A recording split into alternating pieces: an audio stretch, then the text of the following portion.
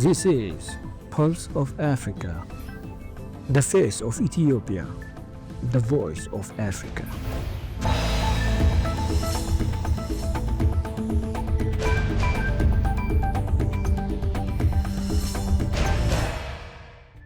Hello viewers, you're watching Pulse of Africa. I'm Edo Mesai for the main news. First, our top stories for today. Ghana launched coastal defense for 5 Volta communities. Zambia signs $1.1 billion deal for new copper belt oil refinery. Trump administration releases thousands of Martin Luther King Jr. files.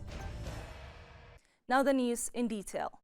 President of Ghana, John Mahama, has launched Phase 2 of the Blekusu Coastal Protection Project in Kedu South. The 48-month initiative led by Amandi includes 37 groynes and land reclamation to protect Blekusu, Agavedzi, Salakope, Amuntino, and Adina from tidal waves. President Mahama maintained that the project represented a resolve to defend coastal communities and preserve lives, homes, and infrastructure. He called the project a symbol of leadership and commitment to safeguarding vulnerable communities.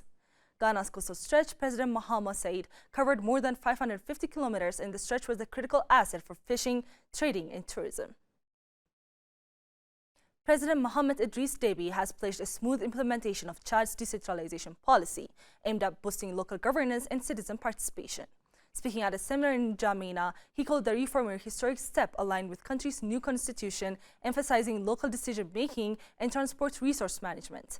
This decentralization is not a simple administrative reform. It is the concrete expression of the will of the people expressed during the constitutional referendum, he added.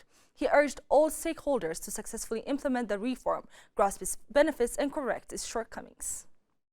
Health experts, policymakers, and researchers from across Africa have convened in Kampala, Uganda for the continent's first high-level conference focused on eliminating mother-to-child transmission of HIV, syphilis, and hepatitis B by 2030.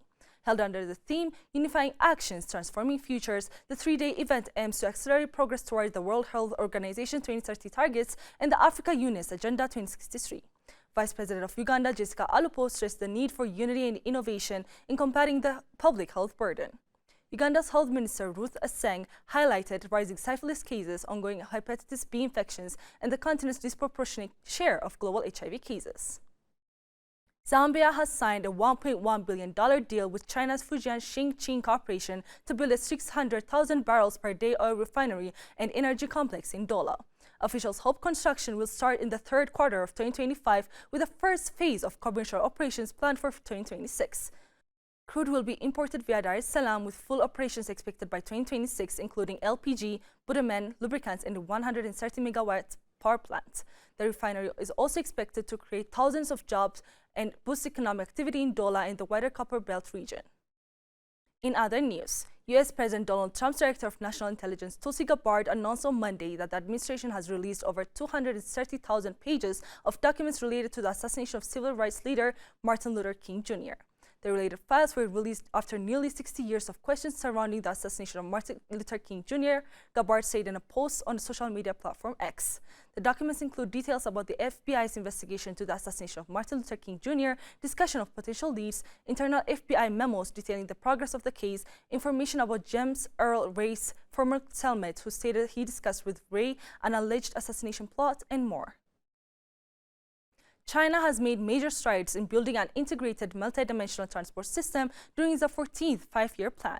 By the end of 2024, 6 key targets were met early, including expressway and urban rail expansion and rural delivery access.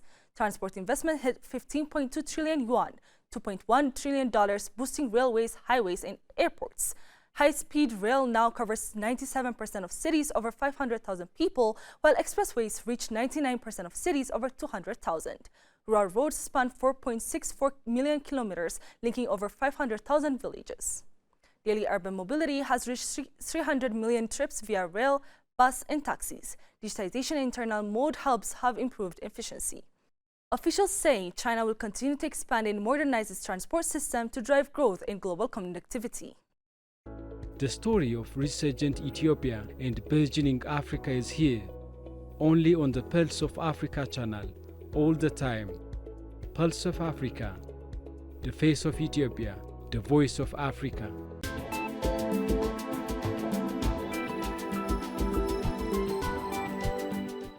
Portugal's Gulp Energy on Monday raised its core profit target for the full year after better-than-expected performance in the second quarter and said it expects to find a partner to develop a promising oil discovery offshore Namibia. Gulp raised its target for adjusted earnings and before interest, taxes, depreciation, and amortization this year to more than 2.7 billion euros, $1 billion, up from a previous 2.5 billion euro forecast. The raised forecast reflects the contribution of its gas trading business, lifted by deliveries of liquefied natural gas cargoes from Venture Global's opens new Tab Calcasieu Pass export facility in Louisiana. Over 60 major German companies, including Siemens and Deutsche Bank, have pledged £631 billion investments by 2028 under the Made for Germany initiative. The announcement comes as Germany seeks to reverse sluggish growth and attract private capital, helped in part by a recent overhaul of fiscal rules and the creation of a special fund for infrastructure investment. The plan aims to revive investor confidence, support innovation, and drive economic growth amid structural challenges and high energy costs. Business leaders called for faster approvals, labor reforms, and bold government action. Before concluding, let us provide you with the latest updates on global commodity prices.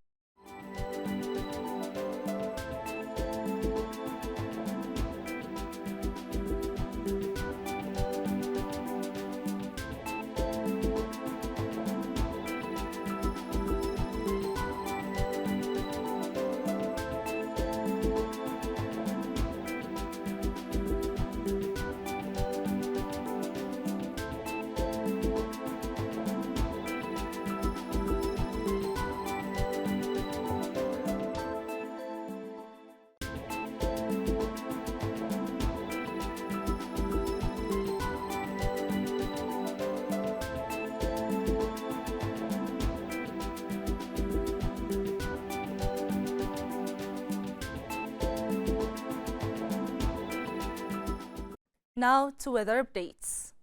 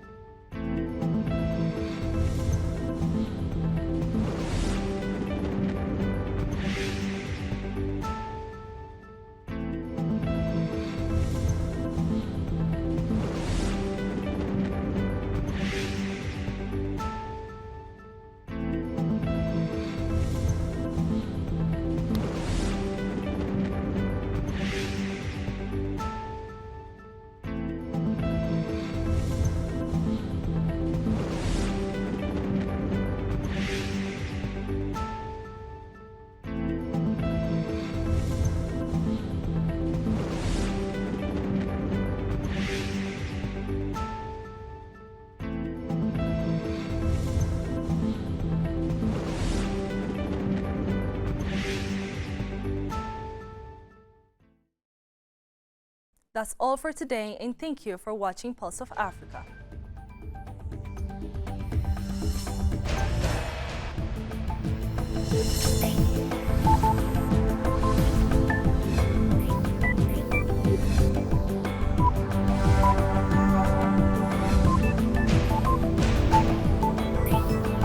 This is Pulse of Africa, the face of Ethiopia, the voice of Africa.